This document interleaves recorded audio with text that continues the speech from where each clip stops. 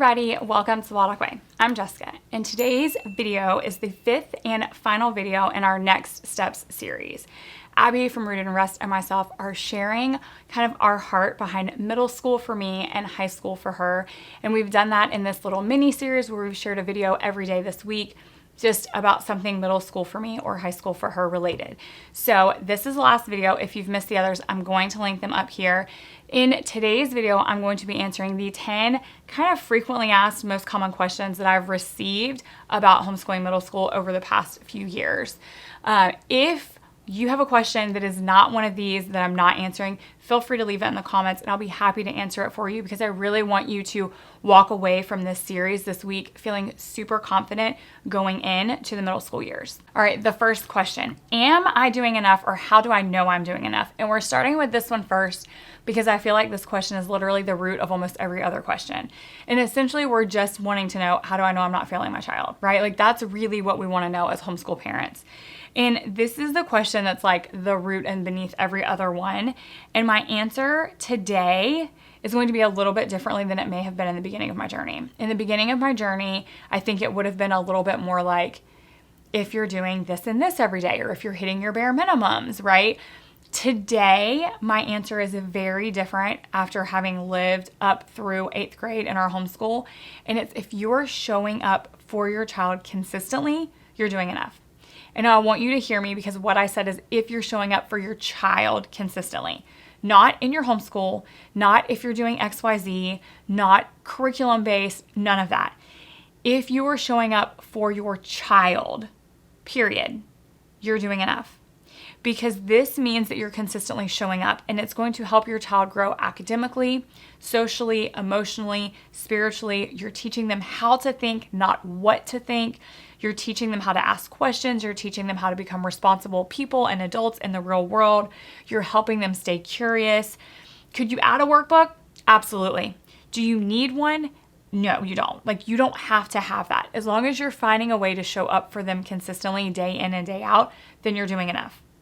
Because that's what makes your homeschool better, not the workbook. Because the truth is, you're never going to feel like you've done enough, or that you're finished, or that you're complete. There will always be gaps. There's always going to be things that your child didn't learn, or that you taught that they didn't retain. Like, it's going to happen. But if you are showing up consistently day in and day out, that is realistically enough. Period, point blank. The second question is, how much independence should you expect? Oh, the one thing that I think I learned is that independence is not a finish line. It's a gradual process. It's something that you are slowly working towards. And so with that in mind, independence was not my goal for the middle school years. Working towards it was giving her the tools of independence, helping her become more independent when it came to certain things, but not expecting independence. Middle school is kind of where we begin handing over the responsibilities, like one little piece at a time. So maybe you pick like one thing, right? Like for us, it's math, because she uses Denison math. So that is something where she can get the book, she can watch the video, she can do the lesson, she can check her work. Like that's one subject, and she can do it unless there's a problem where she needs like another point of view. For the most part, she can do that from start to finish 100% independently. Does that happen all the time? No, but she can. So maybe that's where you start. Maybe you pick one subject, one thing, one whatever that they can do from start to finish completely independently, and that's what you give them every day, or however many days that you want them to do it. Like, here it is. We're going to do math. Then maybe it's grammar. For us, that's Fix-It grammar. Now, she doesn't need me for Fix-It grammar. She can do it independently. However, she wants me to sit beside her. Like, I sit beside her with my solutions manual open, and normally I look over her and I go, yep, that's right. You got it. You did a great job. Like, that's normally the extent of it. But that's what she likes. That's what she wants. And I'm okay with that, because my goal wasn't complete independence. It was moving towards independence. And she's still mostly doing it by herself. So I'm good with that. Maybe you're giving them a reading schedule, right? Like, you need to read 20 minutes every day. When you read is up to you. What you read is up to you. But you need to read 20 minutes a day. I mean, that can obviously absolutely happen. Maybe you're giving them like autonomy over the order they do their schoolwork. Like, you stack it on the table. This is what I expect you to do by the end of the day. However you do it is up to you. Now, I will say, teenagers and teenagers have time blindness, in my opinion. Time blindness. They will absolutely not realize that something that they thought was going to take them 5 minutes is actually going to take them 5 hours, or something that they thought, you know, I can get done before bed is something they maybe should have started on at 5 p.m., not 10 p.m. That is what it is. So occasionally, and by occasionally I mean at least 2 or 3 times a day, I will gently remind, like, hey, don't forget that probably needs to be done before bed and it's going to take you longer than you think. Maybe you should get started on it. But needless to say, it's a time blindness thing. Okay, the third question is, what if my kid suddenly hates school? They're going to. They're absolutely going to. They may not hate it all the time, but your tween or teenager is going to be going through so many mental, emotional, physical, like the changes are going to be astronomical. There's going to be times that they're going to hate it, that they're not going to want to do it. There's going to be times that they're not going to like much of anything. School, even if you try to make it fun, it's not going to matter. There are going to be days they're not going to like anything, and it's not going to matter what you do. They're still not going to like it. It's just going to happen because middle school is an extremely emotional time. Like, it's just really, really emotional. Sometimes what looks like laziness is really just overwhelmed. Like, they're not lazy, they're super overwhelmed. Sometimes it's anxiety, sometimes it's hormones, and sometimes they're just really discouraged because suddenly learning feels harder for them. Like, and it's because they're having a harder time. Like, it seemed easier, right? And it's not necessarily because the work is harder. It's just they're struggling more because of all the changes that their body is going through, the body is having to work harder. Therefore, they're having to work harder. So before you change curriculum, I always try to remind people what else is going on. Like, is the curriculum really the problem? Because sometimes that it's not. In fact, in middle school, for us, the curriculum was never the problem, ever. It was the emotions, it was the hormones, it was the roller coaster, it was life, it was that she didn't get enough sleep. It was never the curriculum, ever, in 6th, 7th, or 8th grade. It was almost always the emotions or something else. Like, there was always a root problem of something else. Like, even if we were crying over the math, it was because that time of the month was going to be soon. Or we were frustrated that we didn't get it on the first try. Or we were overwhelmed at the amount of problems that there was. Like, you guys, seriously, I've said it before, I'll say it again. For dentists and math, this is the solutions manual. The student workbook is like twice this big. It quickly made me realize that it was overwhelmed every time she pulled the book out. Like, we were having a really, really hard time. I unbound the big book and then I rebind by chapter. So, like, I put a chapter in. When she finishes it, I take it out. I put the next chapter in. I have it just in my office in like a stack, and I just grab the next chapter. That in itself solved probably 30 to 40% of our problem, because then every day when she got it out, it was this size, not this size. And that in itself was like, okay, this is more manageable. Like, mentally, I can handle this. So just try to keep in mind before you're like switching curriculum or jumping onto the next thing or buying an extra workbook or even just freaking out, it probably has nothing to do with the curriculum. Like, it really probably doesn't. Do you need to prepare for high school? The answer to this is not really, because you really don't. Like, we didn't spend preschool preparing for elementary school. We didn't spend elementary school preparing for middle school. You don't really need to spend middle school preparing for high school. What you can do to like prepare is to prepare them as a person, right? So you can start giving them a little bit more responsibility, helping them with that independence, moving them towards thinking for themselves. Again, we're not teaching what to think, we're teaching them how to think. So all of these things are probably things that you're doing in your homeschool anyway. You're going deeper with what you're teaching instead of staying at the surface level. And you can prepare as the homeschool parent, but I don't think your kid needs to be prepared, if that makes sense. You can start researching, you can learn how to do transcripts, you can do all of these things. But I think the best thing that you can do for your child is to let them focus on where they're at right now. Like, let them focus on this. Throwing even more at them is just going to overwhelm them. Like, let them focus where they're at. Let them do what they're doing. If they finish it and they're ready for the next thing, and that happens to be a course that's high school level, then obviously that's fine. Do that. I mean, we did it. I had zero intentions of doing any high school credits in middle school, but she finished pre-algebra early, and so we did move on to algebra 1 in 8th grade. Was I going to have her do that? No, absolutely not. Because I knew that there was no way I was going to push and overwhelm her or overstimulate her or cause her any more anxiety. But we finished one, and so I just slowly moved her to the other. And if we don't finish this one, it will just roll over to high school. Like, I'm really not stressed about that at all. And so I don't think you need to prepare your child for high school other than to just keep, moving what they're doing. Like, there's not anything you need to do specifically. Just continue to move them towards independence, continue to, make their learning deeper and richer, continue to communicate with them, following their interests. You're just going to continue doing those things that you're already doing. And if you want to be preparing, you as the homeschool parent / teacher can be like researching and preparing.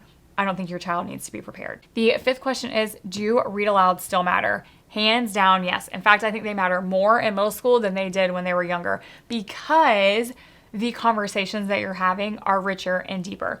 Your child has more opinions than they've ever had before, and they're thinking more critically.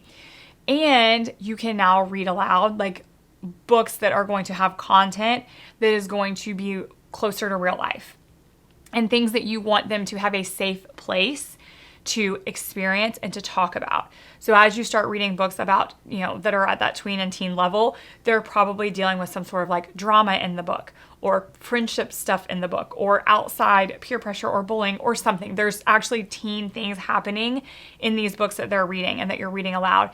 And so you can now use these as opportunities to discuss, what would you do? What should you do? And you can have these conversations in like a safe bubble of an environment, almost like a test tube, like a science experiment, before they're happening in the real world, so that these things aren't blindsiding your child. You're helping prepare them for them in like the context of a book and fictional characters and a story. And I think it's more important than ever to be doing that in the middle school years. Do games still count? Absolutely, hands down, they're going to count forever for us, but they definitely still count because they're still teaching communication, critical thinking, logic, mathematics, mental math, problem solving, sportsmanship, which is a huge one as they're getting older, vocabulary. There's just so many things that they're teaching, not to mention the memories, the connection, like all of that counts as well. Now, what we do, because I've had people ask, like, if they count, how do you count them? I just keep a log of the games that we've played. Like, I literally just keep a list of the games that we've played. That's how I count them. That's what I turn in. That is my log of resources used. I keep a list of books and I keep a list of games. That's pretty much it. Now, will I sometimes snap pictures and keep pictures? Yes, but for like my portfolio purposes, I keep a list of books read and I keep a list of games played. What curriculum matters the most? And this is probably going to surprise you, because looking back, there was not a single curriculum that like made middle school like more successful or less successful. There was not like a single resource, because we started 6th grade with one math, we shifted to another one in 7th grade. There were some, like, for example, my unit studies that we changed and only used for a season. I will say there were 3 that we used over and over again, and so I will mention them, but I definitely do not think that like there's an end all be all for like this curriculum is a must for middle school. I don't. I think you know your child best. I think you know how they learn, and I think you need to kind of figure that out. I also think you don't even need curriculum necessarily, but the 3 that we used the most frequently were Denison Math for pre-algebra and algebra 1, Fix-It Grammar we used for 7th and 8th grade. And then our Heroes and Myths line, we did Egyptian Heroes and Myths, or Greek Heroes and Myths, Egyptian Heroes and Myths, and Norse Heroes and Myths. And that was a really, really great mix of everything else, because that had us doing reading, which is essentially an in-depth novel study. It gave us history, it gave us science. Like, it was a really great way to explore an interest that Emily had, which was mythology. And then the 4th one, which was a huge hit in middle school for us, were the movie studies. There is just something amazing with your tween and teen about watching a movie and discussing it. I'm sure it was amazing I'm sure it's amazing no matter what, but the discussions that we started having and the conversations that developed and the opinions that she formed were phenomenal. Like, the movie studies, hands down, were my personal favorite thing that we did in the middle school years that I absolutely will still be doing in the high school years as well. What surprised me the most? So that is the 8th question. And I have to say what surprised me the most was how much I didn't hate the middle school years. So going into the middle school years, I absolutely was like dreading them. Like elementary school was over. The fun was gone. It was time to just like buckle down and do the thing. And I was like, this is going to kind of stink. Like I really, really loved the elementary school years and I was not looking forward to the middle school years at all. It felt like a transitional phase. I was like, it's just a season. I'll just get through it. And then high school will be better because I've heard, pretty great things about that. And I really kind of was dreading middle school, to be honest, which is sad because I think middle school is absolutely glorious. It was beautiful. Yes, there was difficulties. Yes, we had to overcome some challenges, but in the end, it was a beautiful time period for us. Like I think it was amazing and I wouldn't trade it for anything. So I think the thing that surprised me the most was how much I ended up loving the middle school years in the end. The 9th question is, if I could change one thing, what would it be? The thing that I would change would be that I would worry less. I would have worried less. I would have stressed less. I would have not freaked out. I would have just gone with the flow. I would have told myself everything was going to be okay. It'll be fine in the end. And I would have been able to enjoy it even more had I been able to worry and stress less, especially in the beginning. I feel like I was super, super stressed her 6th grade year because I felt like so many things had to be done differently because it was middle school. By 7th grade, I had relaxed. By 8th, it was our 8th grade was probably our best year. It was our hardest and our best all wrapped in one. It's really hard to explain that because we got the least amount of curriculum done. We literally finished nothing. It was the most awkward for our routine and schedule because we couldn't seem to find one. We were all over the place. But somehow the connection, the communication, the conversations, we meshed so well, and 8th grade was so beautiful. It's really weird to be able to say that, but I feel like that's what I would have changed. I would have worried less because I feel like if I had worried and stressed less, I could have found that beauty sooner. I feel like 6th and 7th grade would have been even better if I had worried and stressed less so that I could find the beauty that we found by 8th earlier in our middle school journey. And then the last question that I had was what is the one thing that I would want to tell other parents who are entering their middle school years, or what's the one piece of advice I would pass on? And it would be that while I'm telling you over and over and over, there's a lot going on in your middle schooler, and there is. You are going to be dealing with a roller coaster. There is no doubt about it. Even though I'm saying that, what I want you to hear is that middle school isn't just a season to survive, because I know that that's kind of what we can make it sound like sometimes. It really is a season to treasure. And that's really what I want you to hear. Yes, those years are messy. Yes, they're emotional. Yes, they're going to be confusing, but it is so full of incredible, beautiful growth in your child, in your relationship with them. Watching them go from a kid to starting to make that transition to a young adult is the most beautiful thing I've ever experienced, maybe next to watching her be born. It was just so phenomenal seeing her transition into it was almost like watching a butterfly come out of their cocoon, right? She was a caterpillar and then she went in a cocoon, and I've watched her transform into this beautiful, amazing butterfly who has opinions and is her own person, and it's been phenomenal. And I have to say, the transition and the steps to get there, and it really is something that you should treasure. So don't just go into it thinking I just need to survive these 3 years and then we'll grow out of it. There will be some moments of survival. There will be some turmoil, but don't go in thinking I just need to survive these 3 years and then, we'll move on. Make sure you're finding ways to treasure those moments along the way, because it is absolutely a beautiful experience. Don't spend so much time preparing for the next season, high school, that you miss out on the one that you're currently in, which is middle school. That is the takeaway I want to leave you with for this series.